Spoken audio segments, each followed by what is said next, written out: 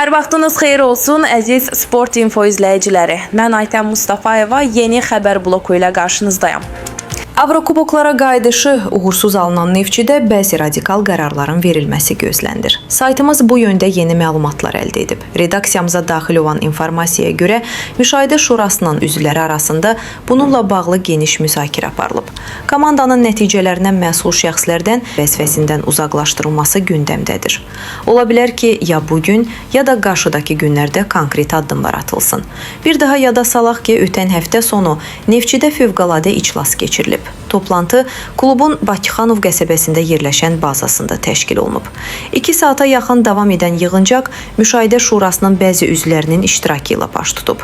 Burada komandanın konferans liqası ilə erkən vidalaşması masaya yatırılıb.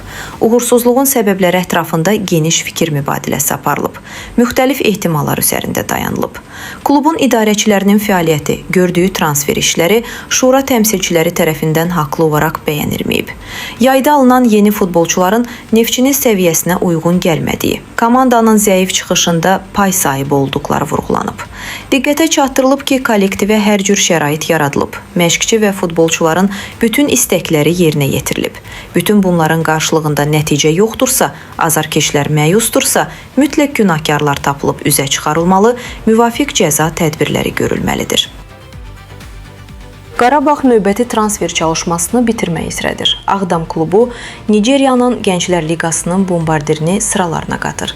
Söhbət Daniel Ariyerhidən gedir. Köylən atlar 18 yaşlı hücumçunu Azərbaycana dəvət edib. O yaxın günlərdə ölkəmizə təşrif buyuracaq. Afrikalı burada tibbi baxışdan keçəcək. Sağlıq durumunda hansısa problem aşkarlanmasa, adı çəkilən forvardla uzun müddətli müqavilə imzalanacaq. Daniel Ariyerhi ötən mövsüm liqada fırtına kimi əsib. 15 oyuna 39 qol vurmaqla bir çox klubun diqqətini çəkib. Qarabağ bu məsələdə daha cəlb tərpənib və gənc qolçuyla anlaşıb. Bizi izləməyə davam edin. Xəbərin birinci ünvanı Sport Infodur. Qismət olsa yenidən görüşənədək.